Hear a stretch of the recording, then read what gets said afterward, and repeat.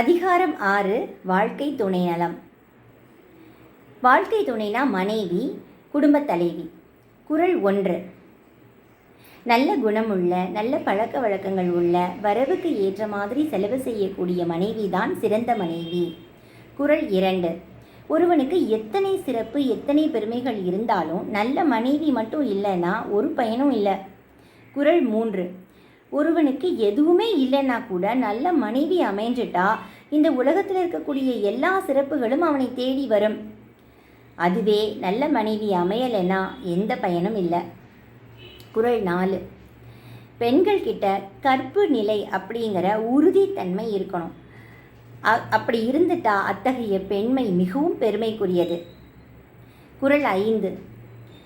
கடவுளை கூட வணங்காம தன்னுடைய கணவனையே தெய்வமாக நினைத்து வணங்கக்கூடிய பெண்கள் பெய் அப்படின்னு சொன்னால் மழை கூட பெஞ்சிருமா. குறள் 6. தன்னையும் காத்து கொண்டு தன்னுடைய கணவனையும் பேணி காத்து அந்த குடும்பத்துடைய பெயரையும் புகழையும் காப்பாற்றி சோர்வே இல்லாமல் என்றைக்கும் சுறுசுறுப்பாக இருக்கக்கூடியவங்க தான் சிறந்த பெண். குறள் 7. பெண்களை வீட்டுக்குள்ளே போட்டு பூட்டி காவல் காக்கிறது என்ன பெருமை? பெண்கள் தங்களுக்கு தாங்களே மன உறுதியோடும் மன அடக்கத்தோடும் காக்கும் காவல்தான் சிறந்த காவல். குறள் 8. கணவனுடைய அன்பை பெற்ற பெண்கள் மேலுலகத்தில் கூட ரொம்ப பெருமைக்குரியவங்களா இருப்பாங்களாம்.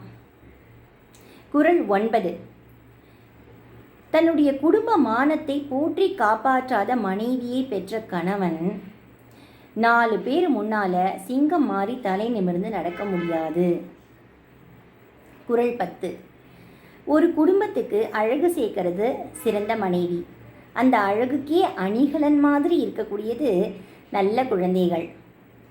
ஆகவே மனச்சோர்வு, உடற்சோர்வு பார்க்காமல் இந்த குடும்பத்தை காப்பாற்றி கொண்டு போகிற ஒரு பெண் இருக்கிறாங்களே, அவங்க மிகவும் போற்றத்தக்கவர்கள்.